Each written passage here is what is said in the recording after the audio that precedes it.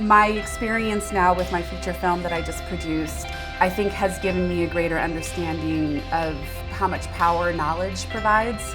And I really believe that the way to create change is by holding our government accountable. Welcome to Women We Should Know with international speaker, mindset reset mentor, author, and your host, Lesley Michaels. With audacious honesty and candor, the Women We Should Know podcast presents the wisdom and life-empowering insights of women who are the embodiments of innovation and social evolution. Please join Lesley as she shares potent conversations that will inspire your personal and professional evolutions. I am so pleased to have all of you back with us today. As many of you know, the Women We Should Know podcast is focused on bringing the voices, the audacity, and the tremendous innovations to you of women that you might not know their names, but you should, because they are out there making tremendous changes in this world. I am most thrilled today to bring to you an incredible woman. Christi Cooper has a Ph.D. in neuroscience, and she was in Europe working on preclinical research in the stem cell field. When she returned to the U.S., moving into filmmaking just felt like a natural transition for her. And she fell into climate change and what was happening from the scientific connection. And so I'm going to let her share much more about all of that. It is really my delight and my honor to welcome to our show today, Christi Cooper. Oh, thank you so much, Lesley. It's really an honor to be here. You are absolutely welcome. You are one impressive woman, I have to say, Christi.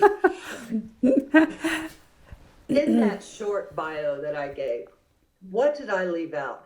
What is the one thing you would like our audience to know about you that wasn't in the bio?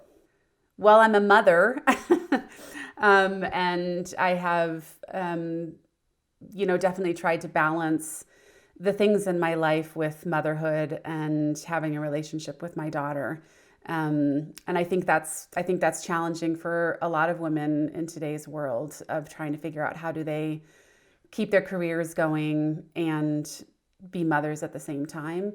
And it hasn't always been easy, but that's definitely a big, important part of my life. And I'm proud that my daughter is now grown up and out of the house, and she seemed to make it through okay to some semblance of independence. So I guess that's probably something that you didn't mention that is a big part of my life.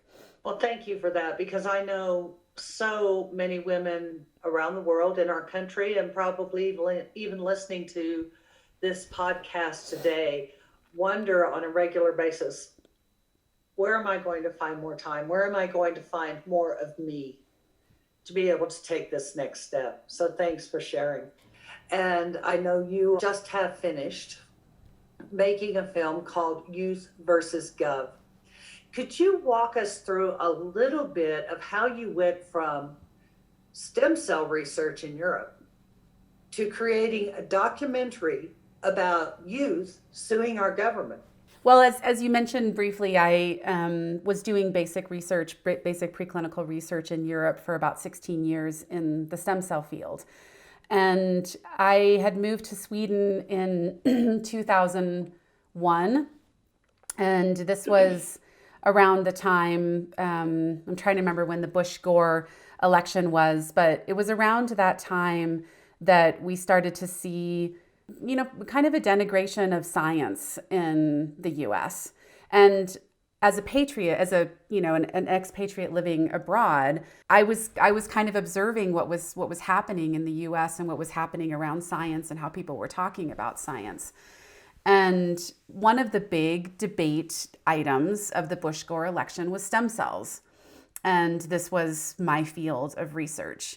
And it became very apparent to me that there was a lot of misunderstandings, a lack of general knowledge in the U.S. population. having lived in Europe for that period of time, I really experienced how Europeans talk about science. It's part of their daily culture. They have science shows, that are on TV. You sit down at the coffee table. Obviously, I was a scientist, so I was around more scientists, but it's not as much of a scary intellectual topic to be talking about, and it's much more part of the mainstream cultural conversation.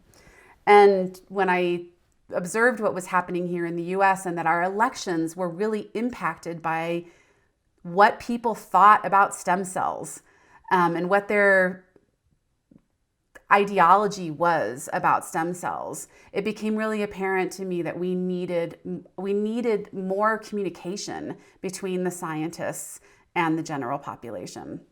And so that kind of led to me becoming I was part of an EU grant where we were working on scientific communication and developing science festivals that were traveling around the EU, and engaged in talking with the community in my field in particular about neuroscience, and just trying to create a better public awareness and understanding of science and how that relates to what's happening in our society.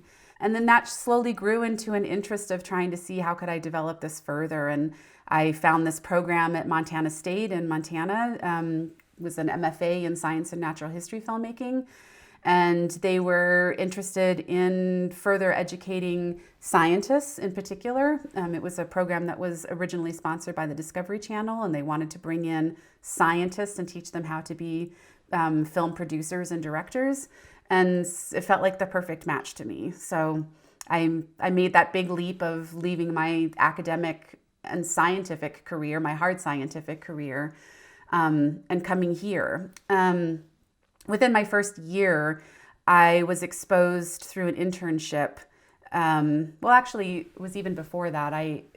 2010, in April was when we had the BP Deepwater Horizon disaster. In April I think it was Earth Day, for the day before Earth Day, April 21st, 2010. There was an oil rig off of the coast of Louisiana and the Gulf Coast called the Deepwater Horizon that exploded and was leaking ginormous amounts of oil into the Gulf. Our biggest oil accident, disaster, catastrophe in our country. I hopped into the car with one of my film colleagues, Devin, and we drove all the way down to Louisiana with our film gear in our car, and with the purpose of connecting with scientists on the ground who were trying to get the word out about how serious this was. And this was all before the oil had come into the bay. So we got down there, we connected with some scientists. They took us out into their boat with them out into the Gulf, and we were filming them as they were doing their work and analyzing the water samples and the air samples. And they had brought out public media and were really trying to build awareness around how serious this was, and how volatile the compounds were that were coming up, out of the water, and how dangerous this was for the fishermen, oystermen, shrimpermen that were working in this area. And it just so happens that the crew that they hired to captain the boat were fishermen that were kind of out of work because of this oil spill. And we started talking with them, and it was two brothers who were manning the boat, and they were so interesting. And they were Takapa Ishak. It's a Native American tribe that lives outside of the levee system in Grand Bayou, Louisiana, Southwest Louisiana. They still live in stilt houses in the marshes. They live sustainably and they live off the land. And Devin and I started talking with them about their lives and how this was impacting them. And long story short, they invited us to stay with them for 3 weeks, and we moved in with their family that all lives in this very small village. Beautiful. That had to be the most amazing and enlightening experience. It was. It was for me this step into, it was my first real life experience of the impacts of the fossil fuel industry, in particular on Indigenous peoples. And to see their livelihood and their culture and how much they have lost through the decades of oil exploitation in the Gulf. I mean, it's not just the BP oil spill, but it's the tens of thousands of miles of pipelines that go through the Gulf Coast and through the marshlands there that have destroyed the ecosystem.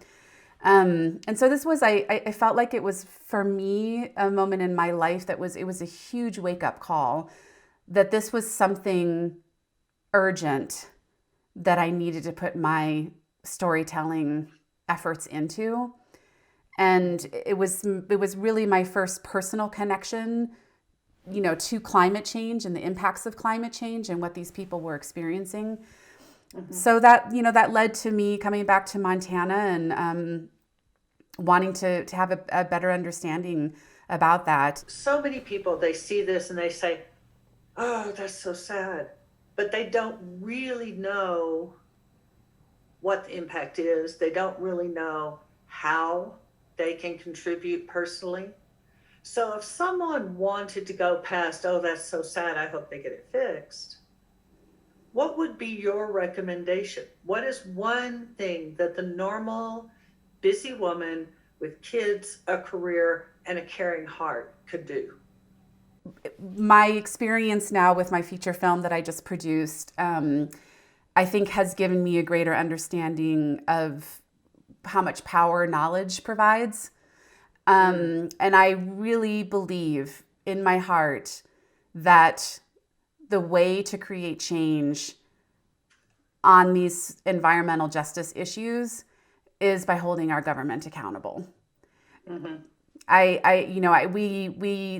We all can make changes in our lives to recycle, reduce, live more sustainably. I think all of those go hand in hand with holding our government accountable.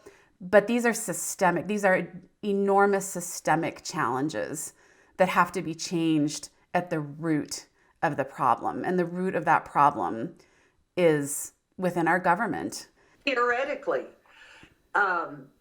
we all have our pet topics, if you will, that we look to when we're choosing who to vote for. But theoretically, we could look at our children, our grandchildren, and say, okay, let's weigh this, my little topic, against this, their long-time livelihood, and potentially use our votes differently and make it known that we're going to use our votes differently. And that's part of holding our government accountable, right? And once we have those people, once we have elected those people who claim to care about those issues, then it's about making sure that they live up to what they ran on. Holding their feet to the fire. Yeah, absolutely. Yes. Okay. I just wanted to get that in there. Well, my next step was, as I was starting to say, was with a project together with Witness. This is a organization that Peter Gabriel started. They're based out of Brooklyn, and they use video for social change. And I joined this project where we were creating a series of 10 short films about young people who were suing their state governments. And this was something very, very new and novel. And the legal theory behind this was called atmospheric trust litigation. And it was to use the public trust doctrine as a means of holding the government accountable. This is an ancient legal doctrine that our country adopted. Goes back to the Roman times, that the government is responsible for protecting our natural resources, not only for current generations, but for future generations. I fell in love with this idea of working with young people, and we created these 10 short films, and it was in conjunction with an organization called Our Children's Trust. They're a legal nonprofit that represent young people in holding their government accountable with the climate crisis. And these were the first cases that were being brought, the first climate cases really that were being brought with youth plaintiffs. And so I had the opportunity to travel around the US from, Alaska to Colorado, Montana, all of these stories of these young people and the climate impacts that they were experiencing. And their stories were very different and very diverse. Like very diverse backgrounds, socioeconomic, cultural. Their impacts were very different. And it was another really big learning experience for me. And also working with young people with filmmaking is also very different. And there's a lot of human rights tactics that we employed with this project and we brought into this project. And we were able to use the films for a pretty robust grassroots campaign. We were able to hand deliver a DVD with the 10 films on it to President Obama. He was the defendant on the very first federal case that was filed. That first case was ultimately dismissed, but we were able to hand deliver these stories to him. Many of these young people were brought on to conservative radio talk shows. They had opportunities to speak before the representatives, before the UN. And it was kind of this birth of this youth movement around climate change that I got to experience and document. You mentioned that they went on conservative radio shows. What I found very impactful about the film, because you gave me the privilege of having a private screening of the film, which I cried half the way through, was the way in which, quite logically, this movement is shifting climate change into bipartisanship. Because this is not about, it's not that only conservative grandchildren will be affected or liberal grandchildren will be affected. The entire planet will be infected. And I think that was something that I learned with doing these short films is part of the communication that we need to do around climate change is to move away from this divisive partisanship and one party blaming the other, and that this is a much broader systemic problem, as I mentioned before. I would enjoy you going ahead and continuing how you got to the bigger film, because I want to discuss not the film itself, although it's an incredible film, and I do want to discuss that ultimately. I'd like to discuss many of the issues that were brought forward in the film, such as I had no idea. I was born in the 50s, in the early 50s, been around the bush a while. I had no idea that this all started at the time I was being born. I didn't become aware personally of climate change until Reagan. Okay, so back up a little bit to this series of films. They were called Stories of Trust, calling for climate recovery. I believe that was what the name was. Several of these youth that I was focused on with these shorter films, one of them being Shatescott Martinez from Boulder, Colorado, another one being Kelsey Juliana from Eugene, Oregon. I had the pleasure of working with both of those youth on these short films and developed relationships and friendships and trust with them. And over the course of time, over these years, so that was back in 2011. So in 2015, this youth organization, legal nonprofit, Our Children's Trust, filed a brand new federal lawsuit with Kelsey Juliana named as the lead plaintiff in this case, representing 21 youth from around the country. Shatescott Martinez was another one of the youth plaintiffs. And because I had been following these legal stories and had these relationships, I was very interested in what was going to happen with this federal case. I knew that the first case had been dismissed. The attorneys, these brilliant attorneys, went back to the drawing board and they came up with a new strategy, a constitutional claim, went back with this new case to the courts. And in March of 2016, the youth won their first motion to dismiss hearing in the courts. What does that mean? They won their first motion to dismiss. Well, so shortly after the case was filed, the entire fossil fuel industry filed a motion to intervene in the case, meaning they wanted to sit side by side with the government and help defend this case. And this was not just the fossil fuel industry, but this was the National Association of Manufacturing, which represents thousands of very large companies throughout the world. So it was literally this, from the onset, it was literally this David versus Goliath scenario where it was these young people against all the money and all the power that you could possibly have to fight against. So it was the fossil fuel industry that actually filed the motion to dismiss, meaning they were asking the courts to just dismiss the case. Don't hear this. We're saying that the plaintiffs don't have any standing to take this case further. And because the fossil fuel industry filed the motion to dismiss, the government had to go along with that. So it was both of them fighting this in the courts.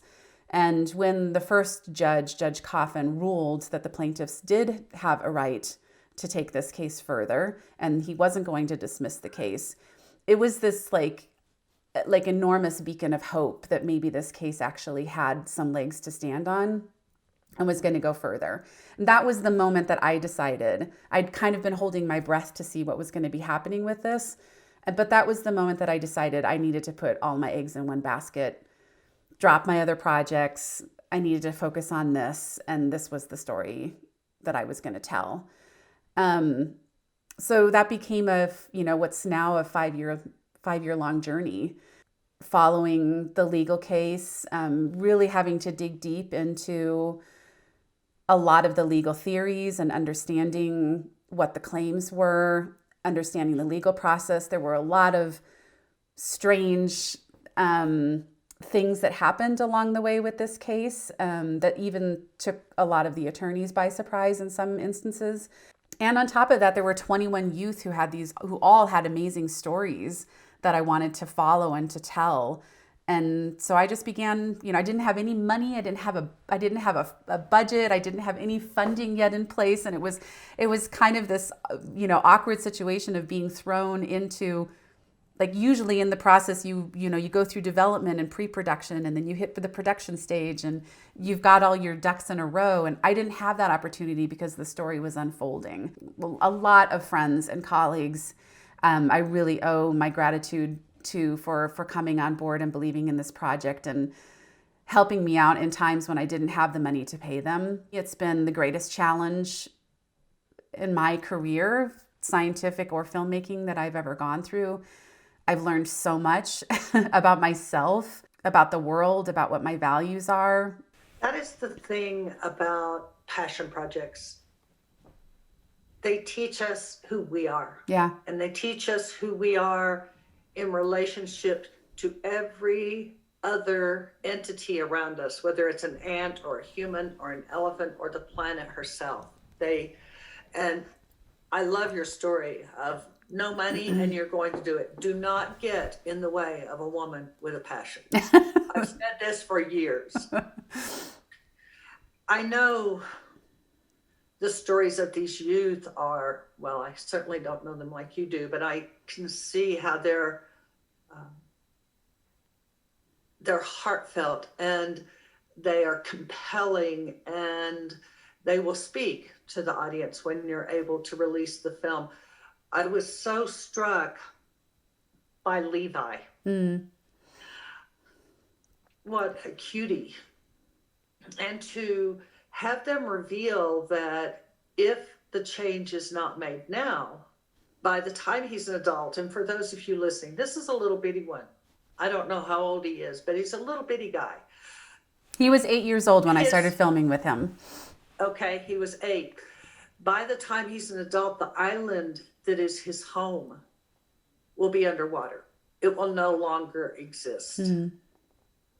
And that brought me into a space of wondering about this, what is a new term to many people, environmental racism, because so many of the youth, not all, but so many of the youth that were representing this case are Indigenous youth. There's a lot of kids of color in this story, and I think what that most represents is really how climate change is already impacting the world. It's not it's diverse. It's impacting all of us. It doesn't matter if you're white, brown, black, if you're rich, if you're poor. It's affecting the entire diversity of our population. And I think this film, I think that the youth that are in this film are the youth of today. They represent the youth of America or the youth of the world. It's a whole different and broader conceptualization of bipartisanship.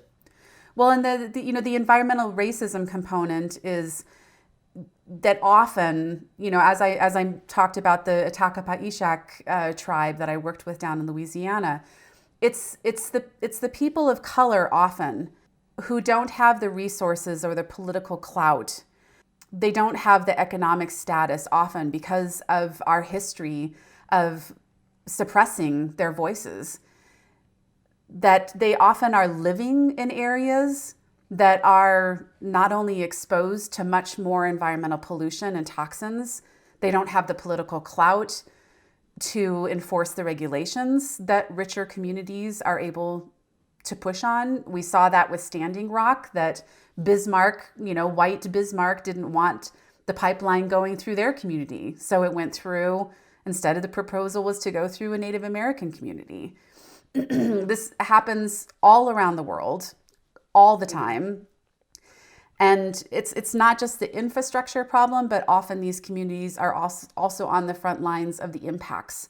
They're often living in these neighborhoods and communities that don't have as many resources to either build or mitigate or move, to change their situation so that they can combat the impacts of climate change. So there is a big component of our long history of racism and now how those people are being impacted by climate change as well. One of the things that struck me in the film, there were two different instances when attorneys for the government were speaking in court wanting the case squashed or quashed. Let me try to get the word right. And as they were speaking, a lot of the youth were from communities that had been intentionally disenfranchised by our community, and disenfranchised people don't tend to have the resources to stand up in the way these youth are standing up. And it was moving to see these youth being able to stand toe to toe with these so-called powerful and influential individuals. Along the way, there's been criticism of, oh, your parents put you up to this, or you're just a prop for the attorneys, and this is all about money, and it's none of those things. These kids are not asking for money; they're not asking for monetary reparations. These parents, once you actually meet the families and you see these parents are not putting them up to this, and these attorneys who have taken on this case as well are coming at it from the deepest desire for justice and for equality. It has nothing to do with money, and you saw in the film, situations such as Vic and his dad, who is a climate denier, and yet he still is in this case and is fighting for this. So there were a lot of obstacles for the young people and continue to be. And there's the great powers, against them. And we talk about disenfranchised communities. I think young people have been disenfranchised for a long time.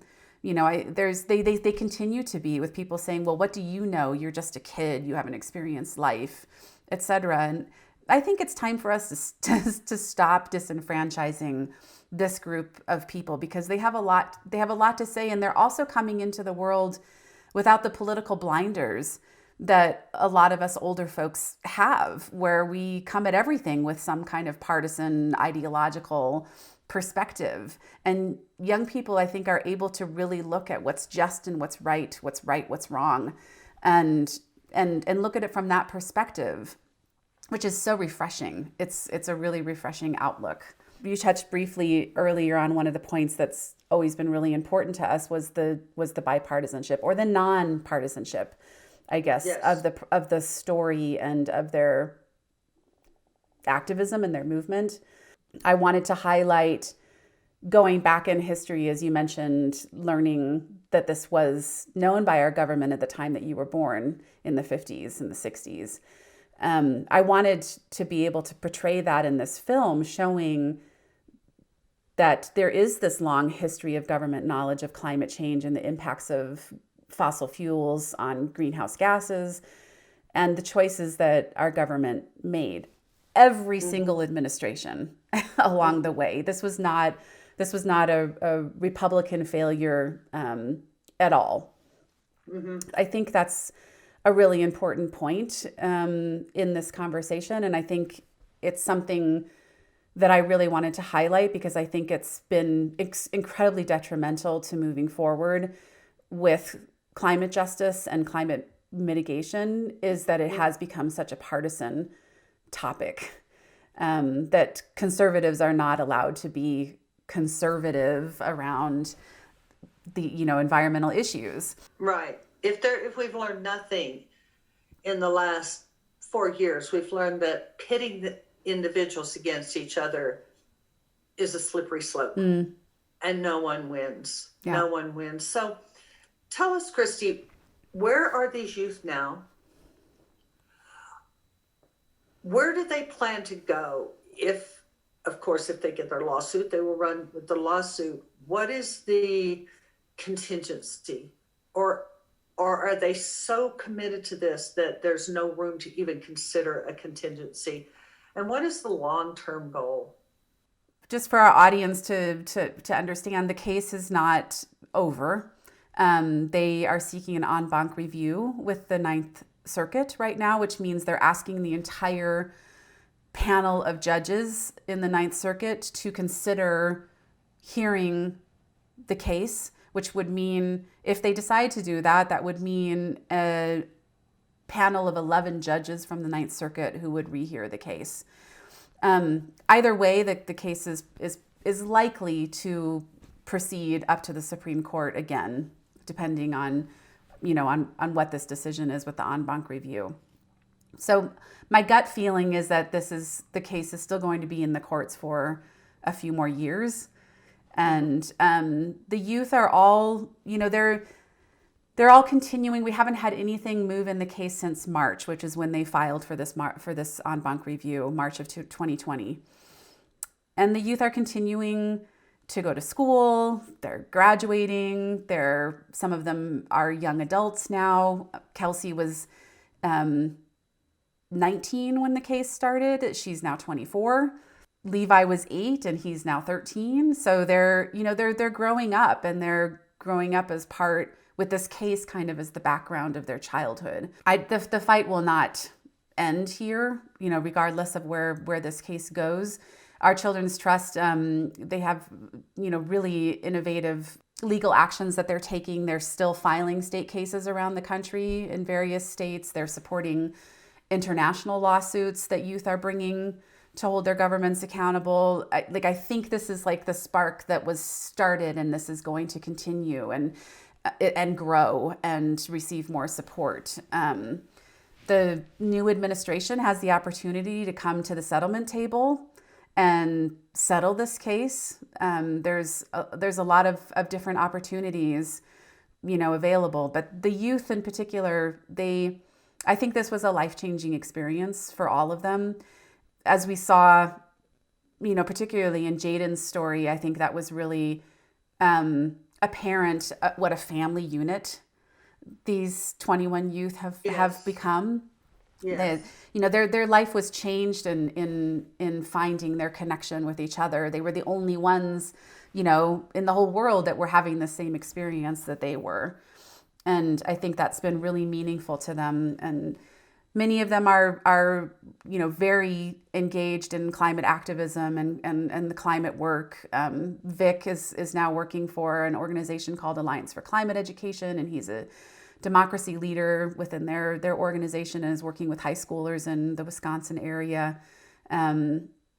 Levi is continuing his climate activism, and he's also on a Florida state case. It's really exciting to follow these youth and see, how they're continuing to grow. Alex is now going to law school and wants to be an environmental attorney himself. So it's pretty exciting. It is exciting, and these youth were their entire youth.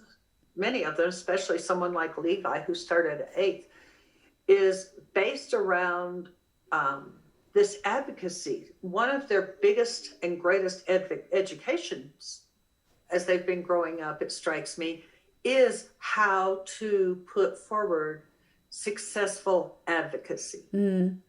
And so I look forward to seeing what some of them do in 5, 10, 20 years, because this is not something I could imagine any of them being able to just walk away from and say, okay, I did that, now I'm on to the next thing. And to your point about the change in administration, are they making overtures? Are their attorneys making overtures to our new administration to be able to sit down and have a conversation, just as they were able to hand deliver the 10 films to Obama? Are they looking to deliver those films to Biden? Because this would be a wonderful resolve if the case could be settled rather than going through another 5 years. That means that the initiatives that they want to see implemented in order to start moving in the right directions in terms of climate could start more quickly. So as part of a federal lawsuit, this happened between the Obama and the Trump administration, and it will now happen between the Trump and the Biden administration, is that there's a replacement of defendants on the lawsuit. So the original case was filed against Obama and many of the agencies.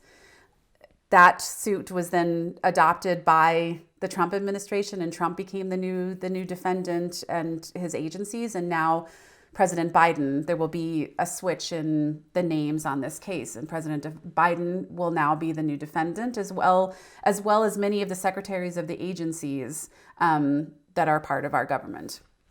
So there's a lot of these, even secretaries, not just President Biden, but a lot of these secretaries of these agencies, because they are defendants, they also can come to the settlement table and have discussions with the plaintiffs.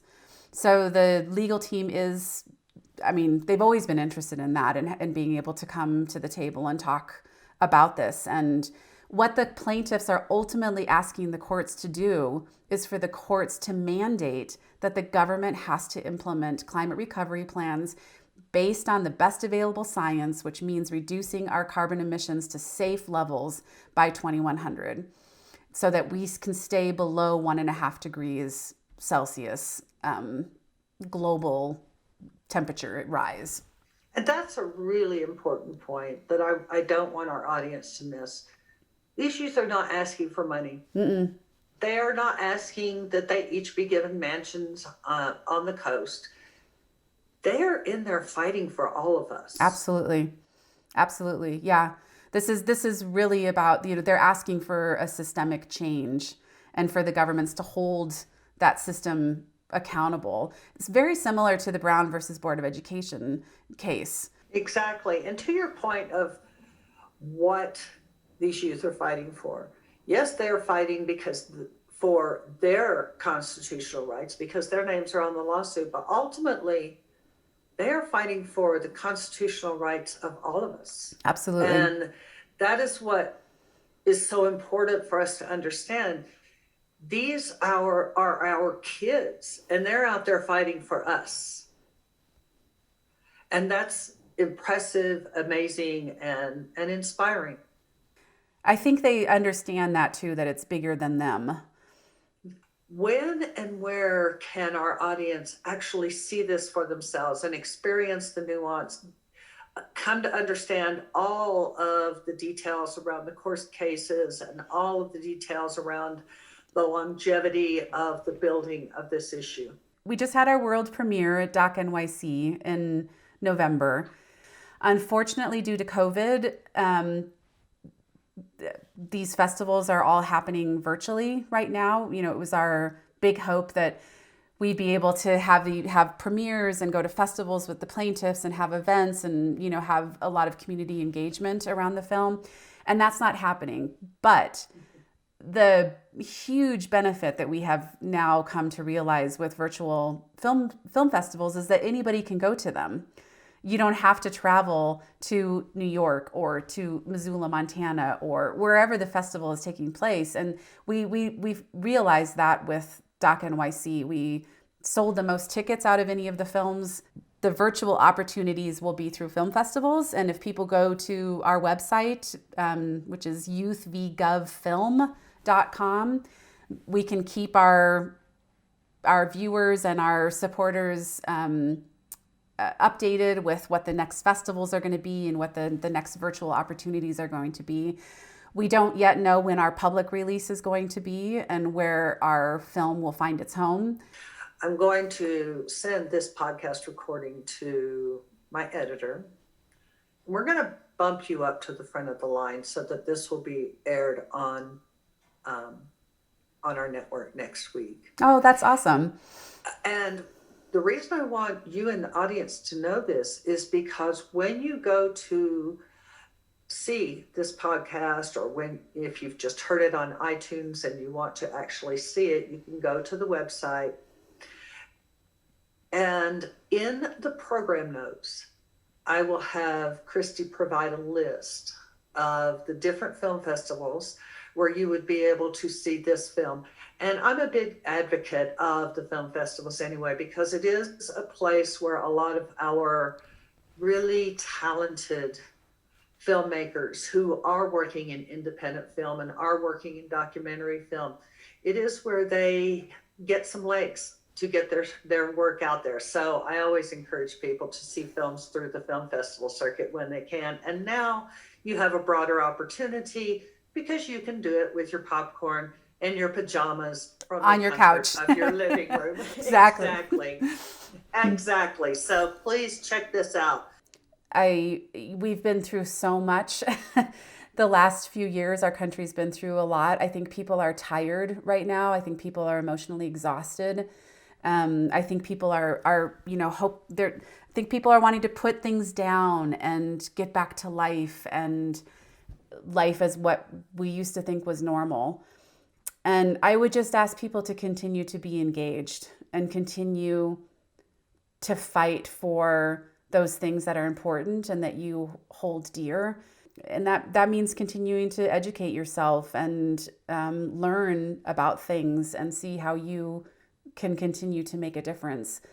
You know, as I said, just having a president who believes in climate change and seems to be putting people in place to actually act on climate, that doesn't mean that this fight is over and that our job isn't done. It's only just beginning. And I would just really ask the audience to continue. Just keep going and find those places and those spaces where you can feed your heart and your soul and take care of yourself emotionally and come back into the fold and continue the fight, because we need everybody on board. Absolutely. Thank you, Christy. It has been a pleasure and an honor to have you on. Thank you so much, Lesley, for this opportunity. It's been a really amazing experience. Thank you. You're so welcome. I trust that all of you out there got 1, 3, 25 little nuggets from having the opportunity to have Christy share with you today. I will encourage you once more to look for the film Youth versus Gov, and that's VS, it's not spelled out.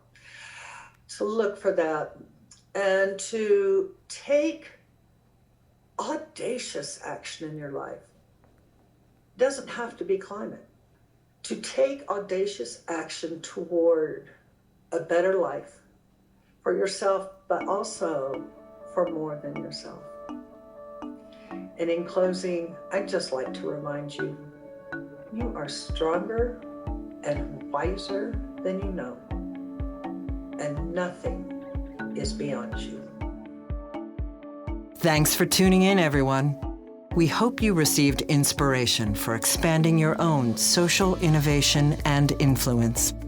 Help us inspire others by sharing this episode and leaving your comments over at lesliemichaels.com/podcast. For more tips, insights, and support in creating a fully audacious, professional, and personal lifestyle you love, visit our Women We Should Know community on Facebook.